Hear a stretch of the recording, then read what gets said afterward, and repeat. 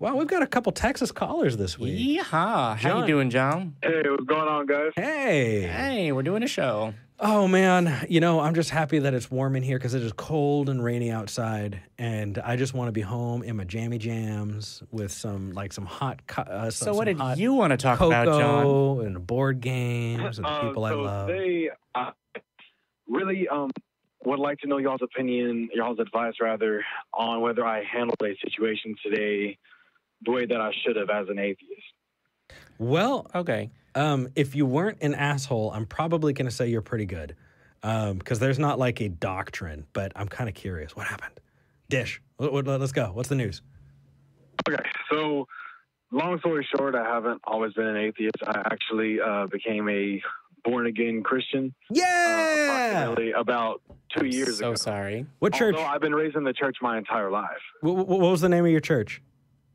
The born-again Christian church? The church that I started off on was just a small Baptist church in a small southern town.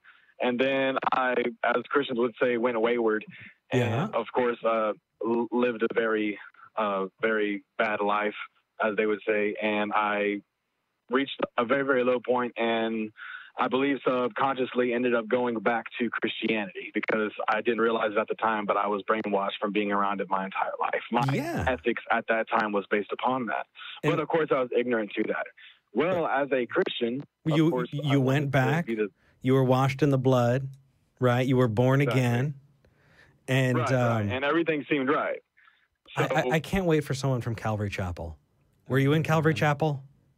I ended up going to Calvary Chapel. Yes! I was in Calvary Chapel. John, you're the first person who went to the same church as me. Yes. You once breathed that makes me so happy. He did as well. Probably not. I was in California, but... Well, he might have been in California at that point. People can actually be from Texas and leave here. So here's get this. I actually called my pastor afterward. I was really, really trying to reach out because there was a lot of community that I really looked up to, and I felt for so long, you know, that I would go to Calvary Chapel and I would feel like an outsider, even when I believed there was just this cliquey nature in this you know, telling on each other and ratting each other out and this competition to be the most Christian among us. And I remember I called my pastor. It was Ask an Atheist Day, and I was just like, hey, is there anything that you'd like to talk about? Because I remember you growing up.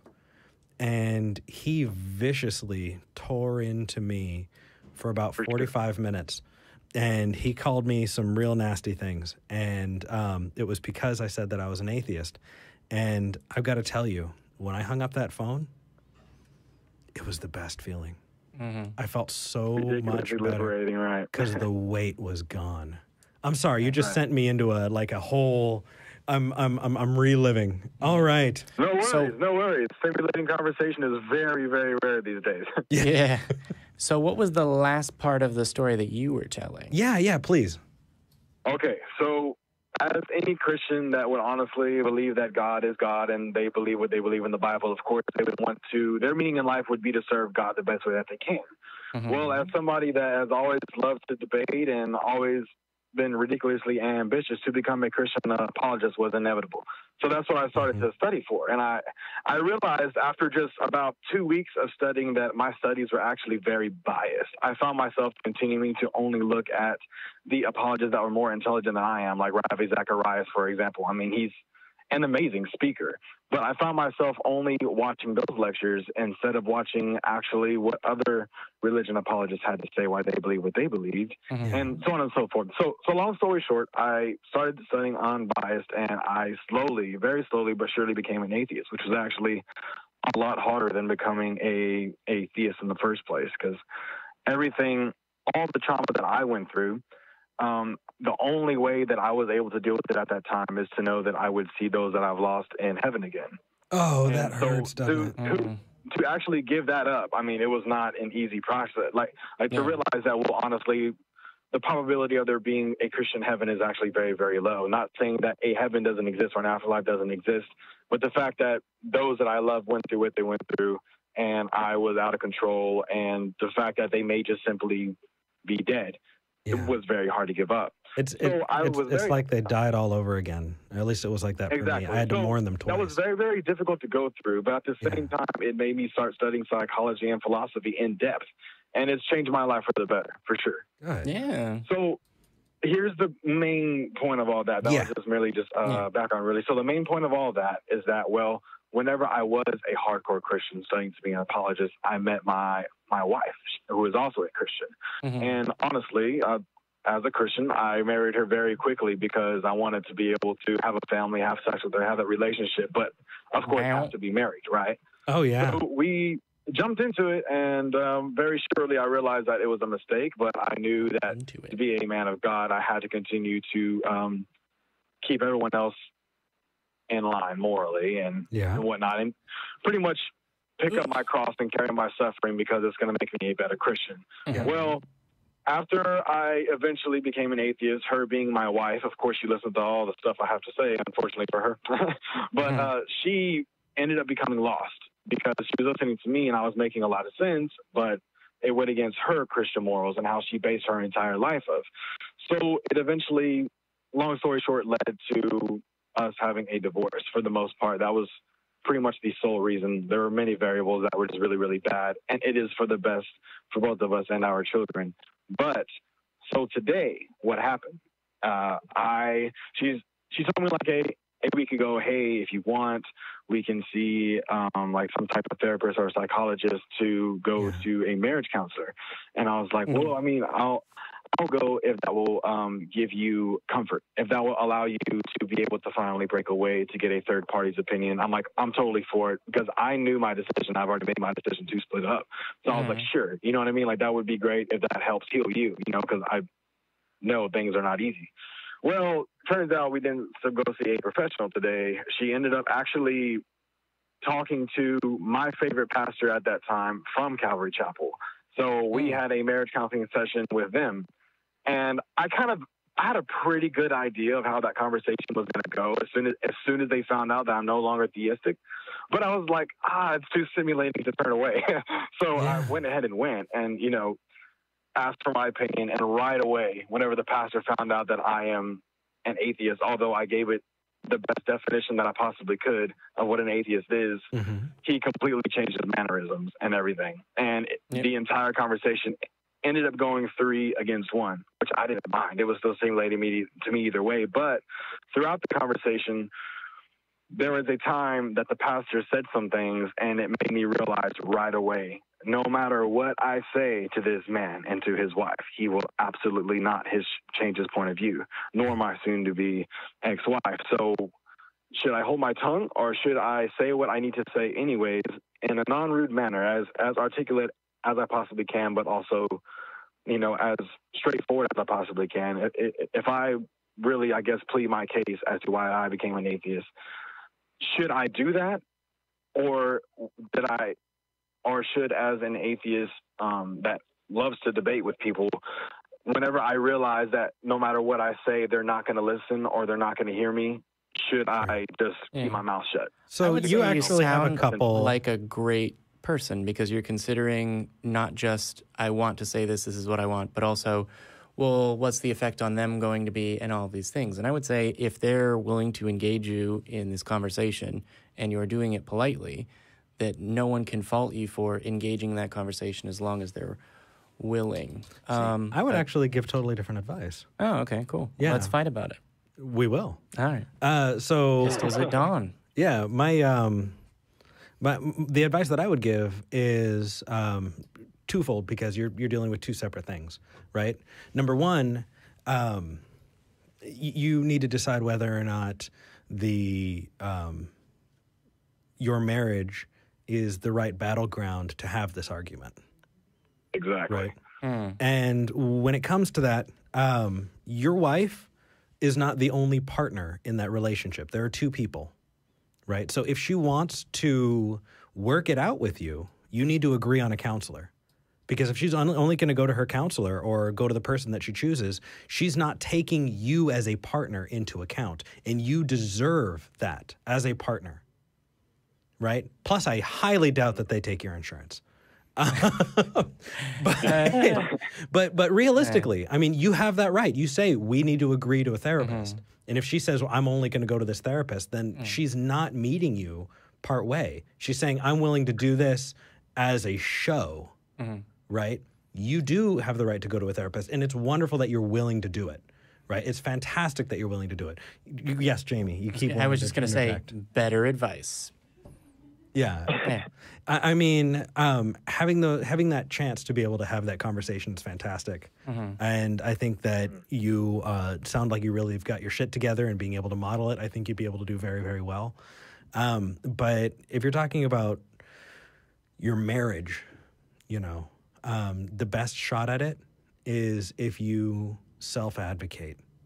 Because whether or not it happens, right, it sounds like you've reached the conclusion that you called her your soon-to-be ex-wife. Right? Yeah. And if it's at that point, then I don't think there's any harm in saying, hey, you want me to engage here. Let's go to a third party that is not invested in this so that we can get real therapy and real counseling, because this isn't going to happen. And if you really just kind of want to say fucking burn the whole house down, then you can gently remind them that you're not equally yoked. You know, I was going to say, because you're not. See, but the only problem that really would get me about that either is that the only reason why I wanted to see a professional is so that she could finally see from somebody that has credibility. It's like, hey, you need to wake up, you know, because her biggest, and she isn't here to defend herself. So, I mean, I could be lying, for anybody knows, but you know, and as far as I know, I was not that bad of a husband, because her biggest complaint about me, what she told them, is that the biggest problem with me is that I was way too logical in our marriage, and I wasn't emotional enough. John? And they looked at me like I was like the devil himself. And I was just like, holy cow. You know what I mean? Because, and I tried telling her, I was like, look, you know me better than anybody. You know I love to debate with people. But the reason why I love to debate with people is not to be right, and that's honest. It's to be wrong, because that stimulates me even more, because that tells me that there is something that I need to learn and that I can learn. Yeah. Because how boring would it be to think that you actually know enough, and compared to things that there are to know, you don't know almost nothing. Yeah, very boring. So, is the but answer. she is somebody, and I love the analogy that you used earlier about how you say 2 + 2 = 4, and you try to explain it to them, and they don't even put up a good argument. It's like, well, it's 5. And it's like, well, that's irrational. It's like, no, it's 5. It's like, no, 2 + 2, look at my fingers, it's 4. Yeah. And then, like, the thing is, though, is that to go even further in that analogy, like, people like that honestly don't try to understand. Like, they don't even give the answer, well, no, 2 + 2 = 22. Because then it's like, well, depending on the context, yes, so we can go somewhere. You know, like, it's not even... You meet them where they're at. Exactly. Yeah, I got you. you. It's more of just like, she is the whole reason why she chose who she chose is because she knows at that time, whenever we were going to that church, that those were my favorite people. So if anybody were to sway me, it would be them. Sure. Yeah. But so what I will say is, when you're considering the way a relationship is going to go, the advice Eric was giving is better, which is treat the problems in that relationship and what you want out of it the way that you would treat any other conflict in a relationship. Right? Like, sure. There's nothing that's super extra entirely different about marital problems that are based on a disagreement about whether or not a God exists versus based on a disagreement about what the right candidate is if you're both really passionate, or whether, you know, you should, you know, move to one place. At a point where 2 people are in a committed relationship and have, you know, violently opposing views, and that's going to break their relationship, that's the thing you should focus on. For sure. Yeah. Okay, well, what about in the situation instead of just being composed and whatnot? Because the pastor said some things that certainly triggered me on the inside, but I still bit my tongue. And Sure. I did not know if it was because I honestly cared more about my soon-to-be ex-wife why I didn't say anything, or because I knew that it would be pointless to say anything. So the things he said really, really triggered me. So in that stance, should I defend myself, John, or should I continue knowing that it's not going to go anywhere, not say anything? John, I want to be real with you here. I left a relationship that religion was a part of it. You know, she was Catholic. But a thing that really hurt me was I was so worried about the way that they viewed me that I was looking at my own self-worth through other people's eyes. And it's something I still have a problem with. But when you said, it sounded like you were expressing, well, what about the way that they take it, right? And what if I was a good husband, right? What if I was a good partner? You're not the same person now that you were when you got married. And in 10 years, if you're lucky, you're not going to be the same person again because you're going to continue to grow. Well, I certainly won't be. Yeah. For sure. And that's a wonderful thing. You're going to continue to grow and to, explore those things that make you happy and find those things that make you unique in you and what you really like. And you have this huge journey in front of you. But one thing that was a huge hurdle for me that I felt like I got a few pieces of was the needing to feel, justified. Did I do this right, or was I, a good enough partner or anything like that?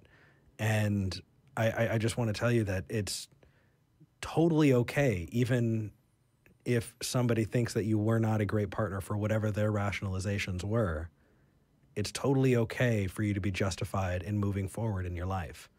And it's totally okay to have made mistakes before, even if you weren't a great partner, to grow forward and be a better partner later, or find someone that you gel with a whole lot, or someone's, you've got a whole lot in front of you. I felt that, and I just really wanted to kind of latch in there because it was something that was really big for me. And I hope that, maybe it might not be helpful to you, but in case it is. And another thing is... Oh, it certainly is, and I thank you for that. I went back to the church. And let me tell you something, man. It's real weird when you go back later. Have you ever heard of the Great White Hope? It's not ringing any bells. No. Unfortunately, no. No. It was this boxing thing back in the day, where it was mainly... it was a whites-only sport, and there was a person who took a title who was black, and so a lot of the posters and the signage were, we're looking for the Great White Hope so that we can have a white man come and take the championship back. And I felt like I saw the Great White Hope, back at my church, because what it was pictures of all of these people from my church who were going to third world countries and making everything better for the brown people. They were going to all of these, other places and building crappy huts, and digging wells. And it was really, really sad because there were so many better ways that they could have helped these people. But really what they wanted to do was pat themselves on the back to be the white people who went and made things better for people in third world countries. It was gross, man. It was real gross. You need to keep in touch. You've got to message me because I so want to dish, especially since we went to the same. I love this. Please send me an email, mail@talkheathen.com. Oh my gosh, I'm really glad you called in, man. What was the email again? You can mail us at mail@talkheathen.com. That's mail@talkheathen.com. All right. Put on my announcer voice. Yeah. All right. Well, man. Thanks for calling in, John. All right. No worries. Yeah. Take care. Hope that helps. All right. Bye. Well, we laughed, we cried, we got really, really concerned at one moment, didn't we? Mm-hmm. I love this part of the week.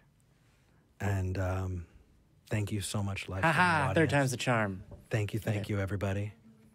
Can we get it? Hi, live studio audience, thank you!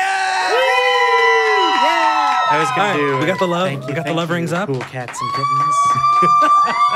What's up, blue hair? All right. This is the best. Mm-hmm. This is the best. What's up over there? I can't wait for this every week, and I'm just, dude. Mm-hmm. I think next week is going to be our 1-year anniversary. I think it might be, because if this is episode 45, at least in number of episodes, we will have done 52 next week, because we have 6 in the first season, and 6 plus 46 is 52. Yes. Just like 1 plus 1 is 2. Math. Make sure if you don't catch us. believe, this is your community. If you do believe, we don't hate you. We just think you're epistemologically flawed or wrong. We don't hate you. We just think you're wrong. Love you, everybody. See you next week.